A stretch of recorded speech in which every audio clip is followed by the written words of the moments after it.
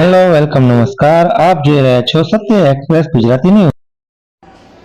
રાજકોટમાં બનેલી અગ્નિકાંડની ઘટનાના પગલે સુરેન્દ્રનગર તંત્ર સફાળું ઊંઘમાંથી જાગ્યું હતું અને સ્કૂલો ખુલવાના પહેલા જ દિવસે સ્કૂલ વાન ચાલકો અને સ્કૂલ રિક્ષાઓ ઉપર તવાઈ બોલાવી હતી।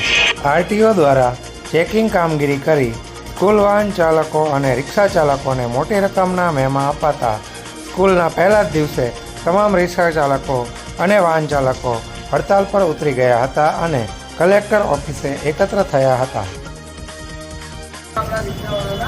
અને બે આગેવાન એસપી સાહેબ, આરટીઓના સાહેબ અને કલેક્ટર સાહેબની આ બધી ચર્ચા કરશે અને બંને એસપી સાહેબનું કહેવું એવું છે કે સેફટીને ધ્યાનમાં રાખી રિક્ષાવાળાને કંઈ પણ જાતની તકલીફ ન પડે એ મુજબનો રસ્તો કાઢશે। એટલે સાંજે આપણે બધી વાત સાહેબને કરી, સાહેબ આ રીતે 10,000 15,000 દંડ કોઈ પણ સંજોગોમાં પહોંચાય એવું નથી। એટલે સાહેબે બધી વાત માઇન્ડલી અને સાહેબે એવું કીધું કે સાંજ સુધી મને ટાઈમ આપો। આપણે કલેક્ટર, એસપી સાહેબ અને આરટીઓવાળા સાહેબ એ બધા ભેગા મળશે ને આપણા 4 આગેવાનો રિક્ષાવાળા સાથે એમની બધી વાત સાંભળશે। સાંજ સુધીમાં આપણને લગભગ કાલ કોઈ પણ જાતનો દંડ ન થાય એ પ્રકારનો સ્પષ્ટ નથી કીધું પણ રસ્તો કાઢી દેશે એવી વાત અત્યારે થઈ છે। હવે આપણે બધા અહીંથી આરટીઓ ઓફિસ જઈએ।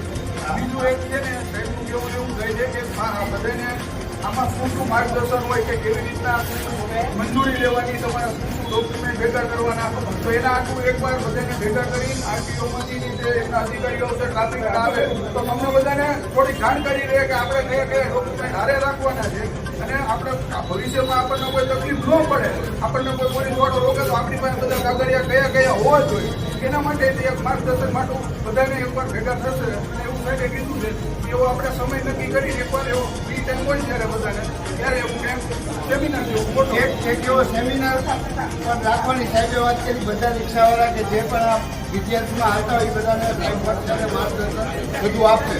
બરાબર, હવે આપણે જેની સ્કૂલવાળા રિક્ષા વાહનવાળા ન આવ્યા હોય બધાને ભેગા થઈને બધા કહી દેવાનું કે ભાઈ તમારે આમાં ભેગું ભરવાનું કરવાનું હોય, બધાને કહી દેવાનું છે આમાં આવતા હજી આપણે હારે આવ્યા નથી।